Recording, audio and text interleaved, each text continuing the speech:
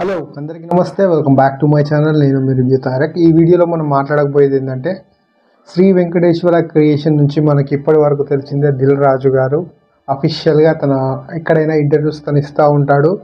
So దాంతోపాటు శిరీష్ రెడ్డి గారు కూడా ఉంటారు.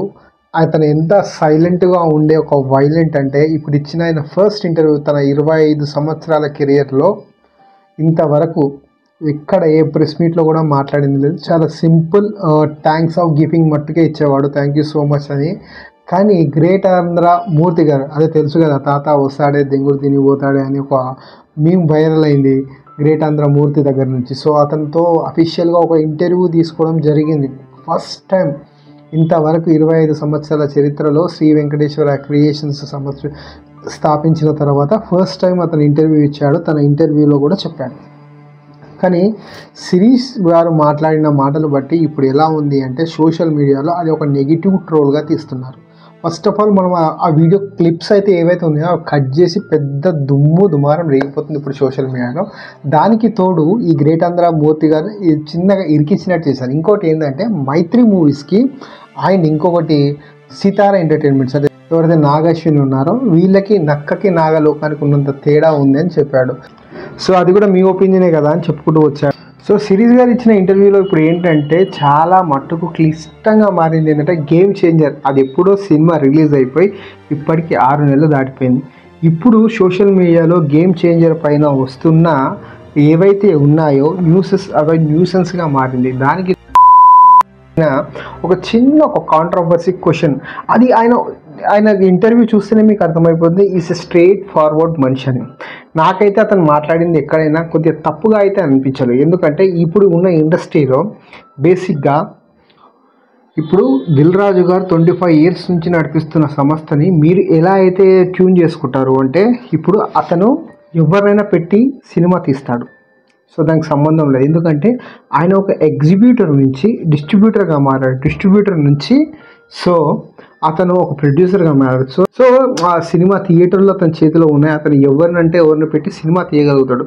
సో ఈ టాపిక్ అంతా పక్కగా పెడితే ఫస్ట్ ఆఫ్ ఆల్ ఇప్పుడు అతను మాట్లాడిన మాటలు ఏంటంటే గేమ్ చేంజర్ అనే cinema it's a huge scale సినిమాల, అది కూడా 50th సినిమా శ్రీ వెంకటేశ్వర క్రియేషన్లో భారీ ఎత్తున తీద్దామని వాళ్ళు ఫిక్స్ అయిన తర్వాత అనుకొని తీసిన cinema game changer cinema.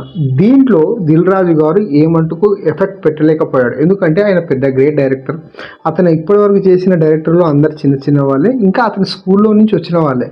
So ప్రతి ఒక అతను ఏదైతే సినిమా తీస్తాడో దాంట్లో స్టోరీ డిస్కషన్లో ఖచ్చితంగా ఉంటాడు.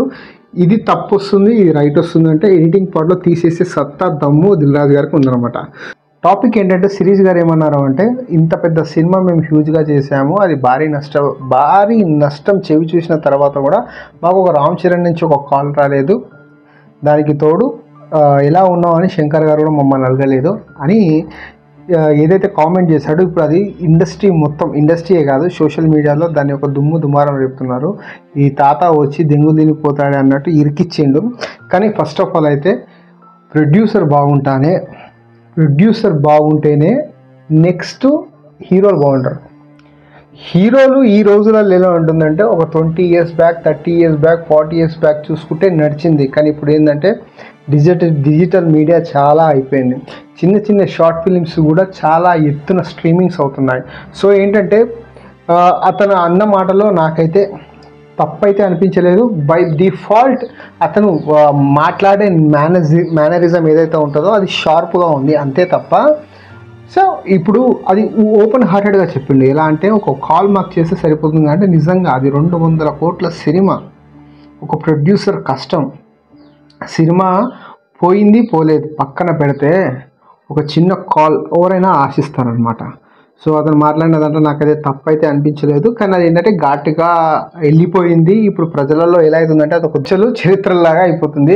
ఎనీవే ఇట్లాంటి డేరింగ్ డాషింగ్ ప్రొడ్యూసర్ ఉండాలి. ఇంకొకటి ఏ ప్రొడ్యూసర్ అయినా సరే ఒకరిని తొక్కాలనే ఇండస్ట్రీకి వస్తాడు అని అతను ఘాటుగా చెప్పిన సమాధానాలు ఏదైతే ఉందో అది అబ్సల్యూట్లీగా మనము నమ్మి తీరాల్సిందే. ఎందుకంటే ఫిలిం ఇండస్ట్రీలో ఎవడైనా సరే ప్రజలకి సేవ చేద్దామని అయితే ఎవడు రాడు. అతను చెప్పింది రైట్. ఎందుకంటే 25 సంవత్సరాల కెరియర్లో అతను ఎన్నో చూస్తే కానీ ఆ మాట్లాడాడు. సో నాకైతే నాకైతే పర్సనల్గా అనిపించింది శిరీష్ గారు ఒక 5 బ్రాండ్, దానికి తోడు అతన్ని నమ్ముకొని నైజాంలో కొన్ని కుటుంబాలు ఇప్పటికీ ఆధారపడి ఉన్నాయి. సినిమా పోయినా సరే డబ్బు రిటర్న్ ఇచ్చి నేనున్నాను అని నేనున్నాను అని గట్టిగా హామీ ఇస్తున్న, ఒక సలార్లాగా హామీ ఇస్తున్న ప్రొడ్యూసర్ ఎవరైనా ఉన్నారంటే అది ఒక సిరీస్ గారనే చెప్పుకోవచ్చు. అది మనమైతే అఫీషియల్గా చూడలేదు. ఏమైనా వీడియోస్ బయట పడితే తర్వాత నెగిటివ్ ఏమైనా ఉంటే చూద్దాం దాని తర్వాత. ఇప్పుడైతే ఇది ఒక హాట్ టాపిక్గా మారిపోయింది. సో దీనిపైన మీకు మీ ఒపీనియన్ ఏంటి? శిరీష్ గారు మాట్లాడింది కరెక్టేనా కాదా?